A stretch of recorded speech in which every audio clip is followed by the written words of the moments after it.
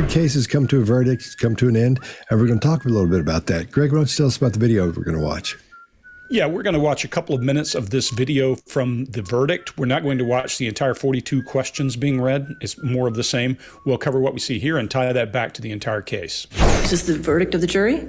Yes. All right. Is it unanimous? Yes. Thank you, sir. Do you find that Mr. Depp has proven all the elements of defamation? Answer, yes. Has Mr. Depp proven by a greater weight of the evidence that question, the statement was made or published by Ms. Heard? Answer, yes. Question, the statement was about Mr. Depp? Answer, yes. Question, the statement was false? Answer, yes. Question, the statement has a defamatory implication about Mr. Depp? Answer, yes. Question, the defamatory implication was designed and intended by Ms. Heard?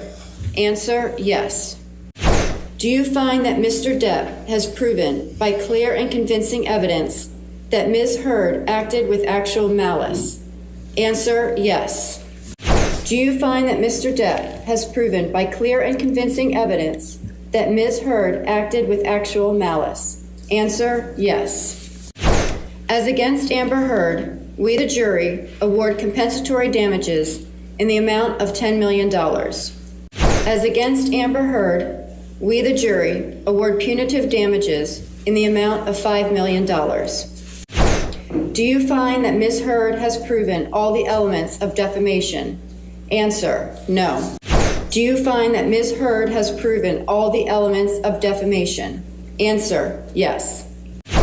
Do you find that Ms. Heard has proven all the elements of defamation? Answer, no. As against John C. Depp II, we, the jury, award compensatory damages in the amount of $2 million. As against John C. Depp II, we, the jury, award punitive damages in the amount of $0. Members of the jury, if this is your verdict, please answer yes. If this is not your verdict, please answer no. Juror number 6. Yes. Juror number 10. Yes. Juror number 15. Yes. Juror number 16. Yes. Juror number 22. Yes. Juror number 27. Yes. Juror number 29. Yes. All right. I do find that the jury's verdict is unanimous. All right, Greg, what do you got? Yeah, the first thing we're going to hear from everyone is these are actors. Yes, they are actors, but they still have the same biological systems you do. Fight, flight, I'll abbreviate it as fight or flight, impacts them the same way it does. When we watch her here, we're going to see some of that happening. You see her blink rate increase. You see her cast her eyes down and to the right as she is drawing an emotion. What's interesting for me here is I also, if you watch that little necklace, you'll see some breathing happening, and it's a little erratic, like she's emotional. This emotion's believable, unlike what she's done for the past 2 weeks on the stand. This is more, I've watched more of her than I ever want to remember, and more of Johnny Depp than I ever want to remember, and I like him. So what I see here is her, throughout this trial, her choices of diction, what she says, pitch, tone, and cadence were not believable. Her social response, how she dealt with the attorneys, was difficult, and she showed two faces, one to the attorney and one to the jury, as she mugged for or cheesed for the jury. We also saw some outright avoidance and resistance to the question that brings up the interrogator in me and made me wanted to crawl all over her. And in these places, I saw her more emotional about disrespect. Go watch the videos. I saw more disrespect emotion than injury emotion, which made it hard for me to believe. And she swung for the fence when she talked about the things he had done to her. That makes it hard to really believe her. And then when he was deceptive, his deception was mostly around things he had said or things he had written. That ties back to the disrespect thing. So when all things are said and equal, and you're looking at a he said, she said story, and somebody swung for the fence, it's a little tough when she's not believable. Scott, what do you got? All right. Well, at the beginning, when they start reading the verdict, reading the damages and stuff, we see her eyes shift back and forth really quickly. She's, I think, getting a grip on what's happening. I'm not sure what's in front of her. I don't know if there's a sheet of paper, if there's something she's reading or what. But briefly, you can see her eyes go back and forth. Her breathing rate, like you were seeing, Greg, saying, Greg, it does go. It's kind of odd. At some points it speeds up, some points it slows down, and I agree that might show some true emotion because the hammer's falling on her right now, and that's going to be an emotional event for you if you're in a mess like this. The expression she has is pretty blank. A lot of people say, oh, it's a stoic expression, which I agree it is. At the same time, it's almost, I think I don't know who she's playing to at that point, but she just looks really, really, really sad, as she should. Her head goes down just for a second, and then it comes back up, I think, when she realizes she doesn't want to look like she's been defeated. And when she gets a grip on that.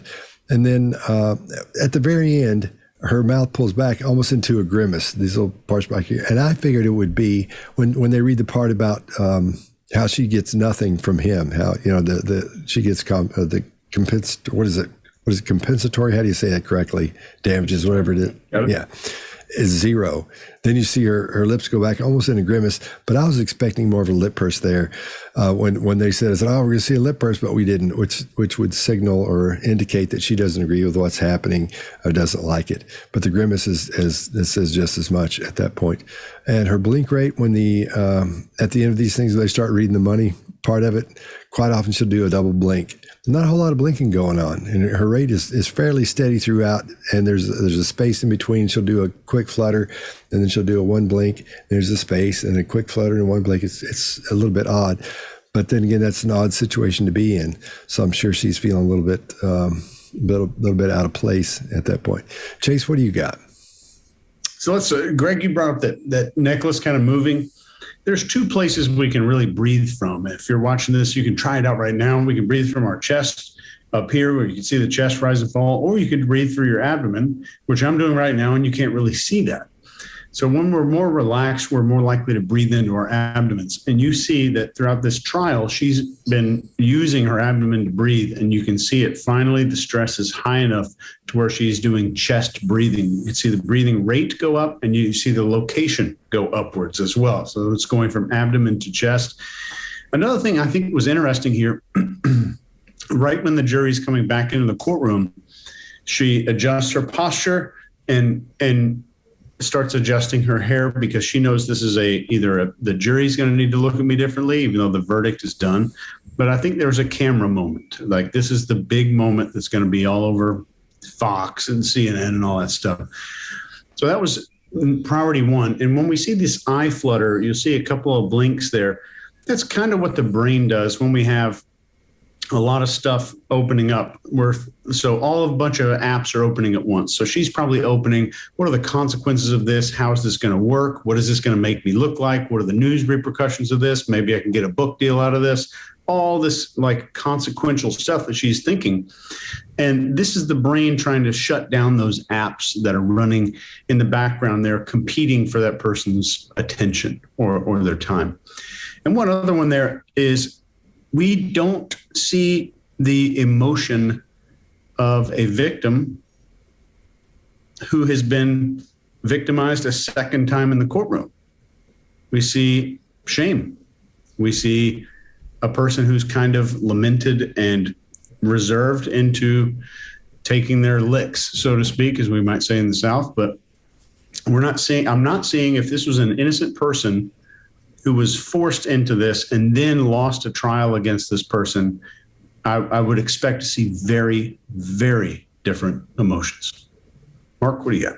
Yeah, so we don't consult with each other beforehand, and it's interesting that we've all got the same ideas. So I'm going to be very reiterative of what everybody's said. Just like you said there, Chase, preening beforehand. So there's a sense of needing to look right as this comes in, but I don't think she knows at this point which way it's going to go for her. I don't think it's a surprise for any of us here. But, it's interesting that the Victorian actresses during melodrama would wear a necklace of some sort, often with a jewel, so the light would catch it and the audience could watch the breathing unconsciously and join in with that and experience these big emotions of melodrama. So it's great that she has that necklace because we can read her breathing almost exactly. So just like a melodramatic audience, breathe along with her and see what you get. At the start, I get a sense of excitement, okay, which which is to be expected. The breathing is, as you say, Chase, high in the chest. Okay, there's going to be some adrenaline there, I would say, and there's a sense of excitement. First call comes in of a yes, and I think there's a breathing shift. It shifts up. It starts going faster. Next verdict comes in, and there's a second shift. It goes even further than that. And in my view, if it shifted again and she went faster, she would be close to hyperventilation at that point. But why don't you test it out? Just see what it's like to breathe along with that. What happens to how stable you feel, and think, well, if it shifted another gear, how stable would I be? So as verdicts come in after that, I think we see this, in that the breathing doesn't go up, but we start to see these little palpitations in the breathing. I reckon that's panic. Try it along to her. She's starting to move towards this panicked breathing, because my guess is she's doing the calculations in her mind of now, how much is this going to cost? And I think we also see these erratic flutter movements in the eyes and that head fall, because at some point she is getting closer to that kind of give up collapse situation, but she pulls herself together on that and fronts it up. So high emotions during this, panic, and the brain just trying to work out how she's going to deal with this. That's what I've got on that one. Back to you, Scott. I've got a quick one for Greg. Yeah. Greg, if you don't know this, Greg spent a long time teaching resistance to interrogation and all kinds of cool spy kind of stuff. But what did you make of the attorney vigorously writing down notes as if they're never going to get a copy of this? Oh, I need to just continue writing. What do you think that was? Well, I'm not sure she's writing what is being said. I think she may be writing something for Amber. Don't worry. Who knows what she's writing? But if you notice, Amber's eyes dart over from her right to her left at least once. I think that's what it is. The other thing to remember is, if she's feeling like, uh-oh, now I'm in a bind, Mark, you talk about it all the time. Engage your brain, engage your brain, engage your brain, doodle, doodle, doodle, the same thing we saw Johnny Depp doing. So I think it could be either or. Yeah, great catch. By the way, among those things, I think, Mark, that's brilliant with the breathing piece. And Chase, there was something you mentioned. Going to. Let's just leave it at that. Just keep moving instead of dragging it out. Why not? Let's have it. What do you get? There was something he mentioned up front that I was thinking was brilliant that you caught. Oh, the closing apps. Let me cover that. Where you talk about closing apps, that is the brain's natural response to, I need to look out for whatever the real threat is. And I think it's beautiful to call that out, that you're shutting down all these other things so that your eyes can focus on the thing. I'd love to see her pupils. They're probably going. So we've got 5 videos on this very subject, on what we're talking about. And we go through the trial, and you can see what happens and what we're talking about step by step with Johnny's body language and with Amber's body language. And you can compare what we're saying to what the turnout was in the verdict. But at the same time, it'll be good education on how to look at things as you go through situations like that, through trials, through things at work, through arguments, and you can see what's happening with that. So anybody want to add anything else? Yeah, I did one thing for somebody who was in court. They were really nervous. I had a sheet of paper in front of them, very similar to this situation here. And they were really nervous about what's going on. And on the sheet of paper, I just had a couple of words on there. It said, being comfortable will not put you in danger. Because that's what our brains default to. That's why our body gets ready to fight. And that's why our adrenaline pumps up. Just kind of helping to remind yourself that if you're ever feeling any kind of stress like this, just pushing your body into a comfortable position is not going to make you in more danger. But where our brains are programmed to think that way to keep us safe, doesn't work as well in the modern world. Yeah. All right. Well, go check out our other videos and see what you think about that, and see if you can learn a little something about what we've seen so far. All right. I think this is good, fellas, and we'll see you next time. Deal. Cheers.